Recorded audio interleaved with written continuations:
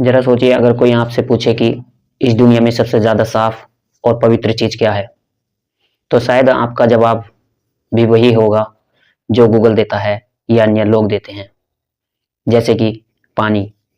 क्योंकि जिससे हम अपने हाथ साफ करते हैं, कपड़े साफ करते हैं और घर की साफ सफाई करते हैं, और अगर शरीर भी गंदा हो जाए तो पानी का ही इस्तेमाल करके पानी से साफ किया जाता है। अगर कपड़े गंदे हो जाएं तो भी पानी का ही इस्तेमाल किया जाता है। अगर घर गंदा हो जाता है तो भी पानी का ही इस्तेमाल किया जाता है। यानी इस दुनिया में सबसे ज़्यादा पवित्र और साफ चीज़ एक पानी ही है। लेकिन क्या आपने कभी सोचा होगा कि यही पानी की कुछ बूंदें किसी की ज़िंदगी खत्म कर सकती हैं, किसी घर को उजाड़ सकती है और एक माँ बाप से उनका जवान बेटा भी छीन सकती है।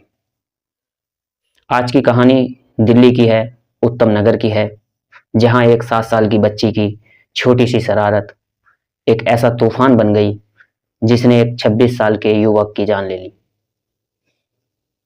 4 मार्च 2026 को होली का दिन, चारों तरफ रंग की बौछार, मौज मस्ती, खुशियां, हंसी मजाक, सभी तरह के होली के त्योहार में चल रही थी। और इसी मस्ती के बीच एक 7 साल की बच्ची अपने घर की दूसरी मंजिल पर खड़ी थी। उसके हाथ में था पानी से भरा एक गुब्बारा। बच्ची अपने ताऊ जी के नीचे देख रही थी और उसके मन में था एक शरारती ख्याल, क्यों न ताऊ की पूरी गुब्बारा फेंक जाए और वो हंसेगी और ताऊ भी डांटेंगे और वो कह देगी बुरा ना मानो, होली है। लेकिन किसे पता था कि यह गुब्बारा अपना रास्ता बदल लेगा। बच्ची ने निशाना लगाया, गुब्बारा नीचे आया, लेकिन ताऊ जी को नहीं लगा। वो सड़क पर गिर गया और फूट गया। और उसी समय वहां से गुजर रही थी एक सायरा नाम की एक महिला। अब जैसे ही वह उस रास्ते से गुजर रही थी तो गुब्बारे का पानी सायरा के कपड़ों पर गिर गया। बस यहीं पर जो है, यहीं से पूरी शुरू हुई एक ऐसी कहानी जिसने पूरे मोहल्ले को हिला दिया। एक छोटी सी बात, एक छोटी सी गलती और एक गुस्सा जो धीरे धीरे नफरत और हिंसा में बदल गया। अब जैसे ही उसे गुस्सा हुआ तो रास्ते में होते होते गली में लाठी, डंडे और पत्थर चलने लगे। और कुछ ही मिनटों में जो है, एक मासूम जो लड़का, जिसे यह भी नहीं पता था कि झगड़ा किस बात का है, वो सड़क पर खून से लथपथ पड़ा था। उस लड़के का नाम था तरुण कुमार, 26 साल का तरुण कुमार, 26, जिम जाने वाला, हंसमुख और अपने परिवार की उम्मीद। उसकी एक भी गलती नहीं थी, फिर भी उसकी जिंदगी खत्म कर दी गई। और जब अगले दिन सुबह डॉक्टरों ने कहा तरुण अब इस दुनिया में नहीं रहा, तो पूरे इलाके में एक ही सवाल गूंज रहा था, क्या सच में एक गुब्बारे में पानी से किसी की जान जा सकती है, या फिर इसके पीछे कोई छुपी नफरत या साजिश की कहानी है। आज हम आपको इसके बारे में बताएंगे, दिल्ली के उत्तम नगर होली मर्डर केस की पूरी सच्चाई। नमस्कार, आदाब, मैं सुंदर कुमार आज की जो सच्ची घटना सुनाने जा रहा हूँ। इस सच्ची घटना को इस कहानी के माध्यम से जानने की कोशिश करते हैं, आखिर इस घटना में क्या रहस्य और क्या राज थे। दोस्तों, कहानी शुरू होने से पहले आपसे एक छोटी सी रिक्वेस्ट है, अगर सच्ची घटना क्राइम स्टोरी सुनना पसंद करते हैं तो हमारे चैनल को सब्सक्राइब कीजिए और वीडियो को लाइक कीजिए, क्योंकि यहाँ पर हर एक कहानी हकीकत है और सभी घटनाओं को कहानी के माध्यम से समझाने की कोशिश करते हैं ताकि आप सुरक्षित रहें। तो चलिए कहानी को शुरू करते हैं। दिल्ली का एक इलाका, उत्तम नगर, संकीर्ण गलियां, छोटे छोटे मकान और घनी आबादी। यहीं पर हस्ताल रोड की जे कॉलोनी के एक ब्लॉक पूरी घटना हुई। 4 मार्च 2026 की शाम, होली का दिन लगभग खत्म हो चुका था। लोग अपने घरों को लौट चुके थे। उसी समय एक 7 साल की बच्ची अपने घर की दूसरी मंजिल पर खड़ी थी। उसके हाथ में पानी से भरा हुआ एक गुब्बारा था। वह नीचे खड़े अपने ताऊ जी को देख रही थी। उसने सोचा मजाक में गुब्बारा फेंका जाए, लेकिन जैसे ही उसने गुब्बारा फेंका तो वो जो गुब्बारा था अपने निशाने से भटक गया और सड़क पर गिरकर जो है फूट गया।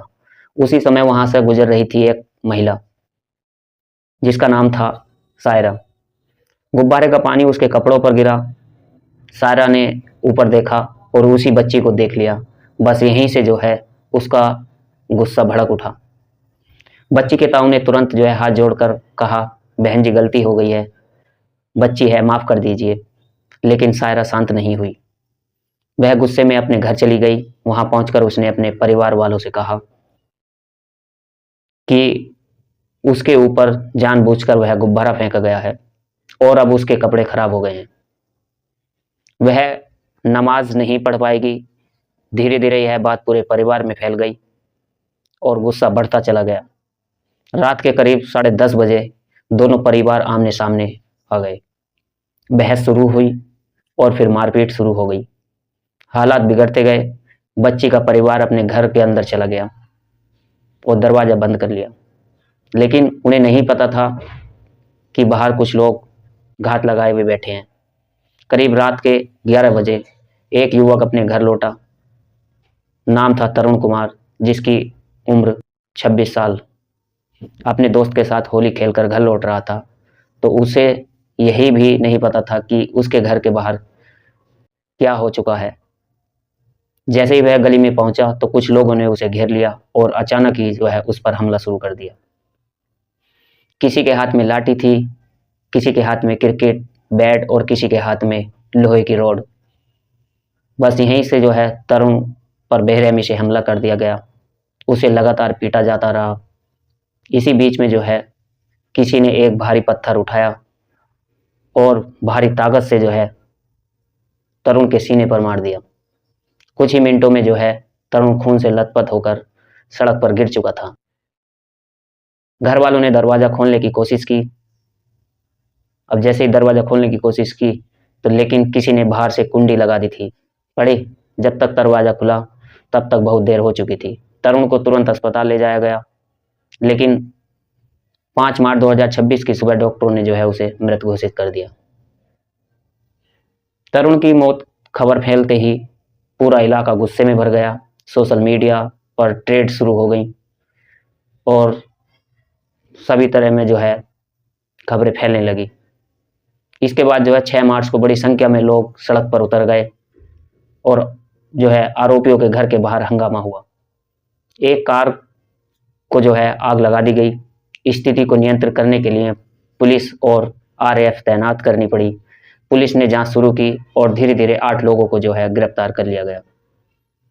इसके बाद जो है सायरा, सलमा और शरीफ को भी गिरफ्तार किया गया। जांच में सामने आया कि दोनों परिवारों के बीच पहले से भी कुछ छोटे मोटे विवाद थे, लेकिन उस दिन जो है एक गुब्बारे ने उस विवाद को हिंसा में बदल दिया।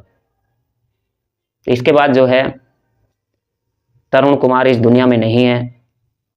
इसके माता पिता अपने बेटे की तस्वीर देखकर रोते हैं और सायरा, जिसने एक छोटी सी बात पर इतना बड़ा हंगामा खड़ा कर दिया, वह जेल में हाथ जोड़कर सिर्फ एक बात कह रही है, मुझसे गलती हो गई, मुझे माफ कर दो। लेकिन कुछ गलतियां ऐसी होती हैं जिन्हें माफ नहीं किया जा सकता और जिनका नुकसान भी पूरा नहीं हो सकता। तो दोस्तों, इस पूरी घटनाक्रम का सुनाने का उद्देश्य किसी को परेशान करना नहीं, किसी का दिल दुखाना नहीं, बल्कि आप लोगों को जागरूक और सचेत करना है। चलते चलते कुछ दोस्तों ने नाम लेने की अपील की थी। उत्तराखंड से दीपक, दिवेश और कानपुर से हैं रोहित, मनोज। आप लोग सब अपना ख्याल रखें, सुरक्षित रहें। जय हिंद, जय भारत।